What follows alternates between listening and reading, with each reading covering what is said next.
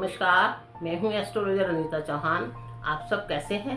पहले तो आपको गणेश चतुर्थी की हार्दिक शुभकामनाएं कि भगवान गणेश आपके घर में मंगल ही मंगल करें। इस बार सारे कष्टों को आपके नष्ट करके जाएं, चाहे वो ग्रह दोष हो, बाधा, पीड़ा, तंत्र मंत्र, वास्तु दोष, देव दोष, पितर दोष, कुछ भी बाधा आपके जीवन में है उन सबको नष्ट करें। तो इसी मंगल कामना के साथ आज का वीडियो शुरू करते हैं। आज का टॉपिक है कि गणेश जी की स्थापना क्यों करनी चाहिए। ये भादों में जो गणेश जी के आते हैं तो ये किस लिए आते हैं और हमारे क्यों कष्टों को नष्ट करते हैं। तो इस के लिए आपको गणेश जी की स्थापना क्यों करनी चाहिए।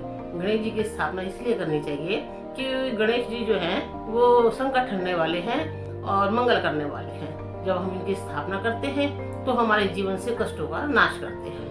और वैसे भी जिनको केतु की दशा लगी हो, अंतरदशा लगी हो, महादशा लगी हो या गोचर में हो तो उन्हें गणेश जी की पूजा जरूर करनी चाहिए, क्योंकि गणेश जी जो है केतु के देवता हैं। इससे केतु शांत रहता है और गणेश जी का जो अच्छा फल है वो हमें देखने को मिलता है और केतु का अच्छा फल देखने को मिलता है।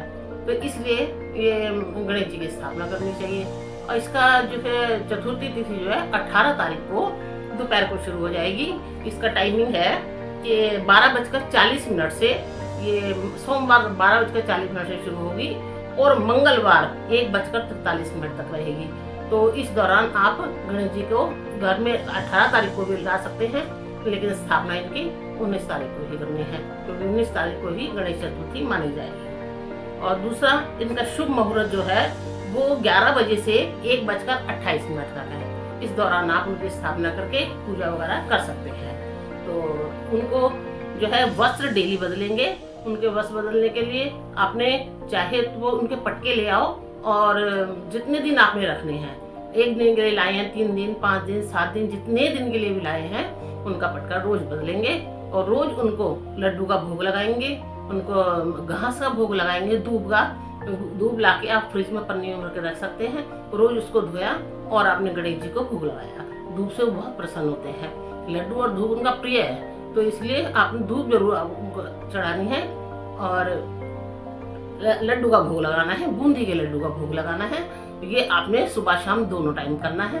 दोनों टाइम पूजा करेंगे। घर में कोई भी शराब, मांस ऐसी चीजों का इस्तेमाल ना करें जब तक आपने गणेश जी रखे हुए हैं। जरूरी नहीं है कि आप 10 दिन के लिए लेके आए, आप 1 दिन के लिए ला सकते हैं, अपनी सुविधा अनुसार ला सकते हैं। 3 दिन के लिए, 5 दिन के लिए, जितने दिन के लिए आप ला सकते हैं। उनकी श्रद्धा से पूजा करें। फिर देखें आपके जीवन से कितने कष्टों का नाश होता है। तो जो केतु की दशा चल रही है वो भी शांत होता है। तो इसकी गणेश जी की स्थापना जरूर करनी चाहिए। बाबा आएंगे तो आपके जरूर संकट हर के जाएंगे और लाने भी जरूर चाहिए। पहले तो ये महाराष्ट्र का ही त्योहार था, अब तो जगह जगह मनाया जाता है। दिल्ली में तो इसका बहुत ज्यादा जोर हो गया है। इसको देखो, बप्पा आ रहे हैं, बप्पा आ रहे हैं। तो ये खाली महाराष्ट्र के लिए नहीं है, लेकिन अब करने लगे हैं। दिल्ली वाले जागरूक हो गए हैं कि अब हमें भी लाने चाहिए। सब देखा देखी ही होता है। अगर वहाँ ये आ रहे हैं तो फिर दिल्ली में भी आ सकते हैं और घर घर आ सकते हैं। तो इनकी स्थापना सबको जरूर करनी चाहिए।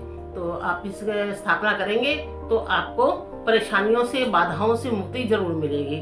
तो इनकी जो है पूजा करने में इनकी गणपति चालीसा पढ़ सकते हैं।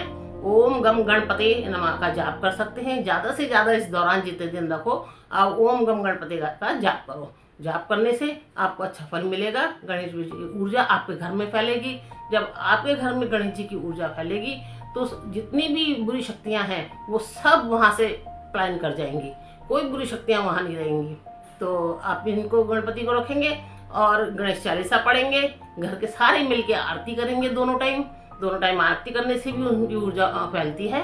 और शंख बजाएंगे तो शंख बजाने से भी सारी ऊर्जा जो है आपके घर में पॉजिटिव ऊर्जा हो जाती है। नेगेटिविटी सारी हट जाती है।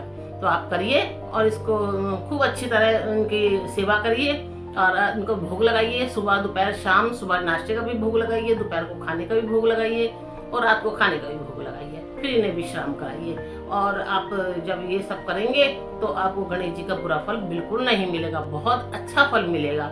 आप एक बार जिन्होंने नहीं रखे हैं वो भी रख के देखिए कि गणेश जी महाराज उनके कैसे संकट हरते हैं। आप करिए और लाभ उठाइए। नमस्कार।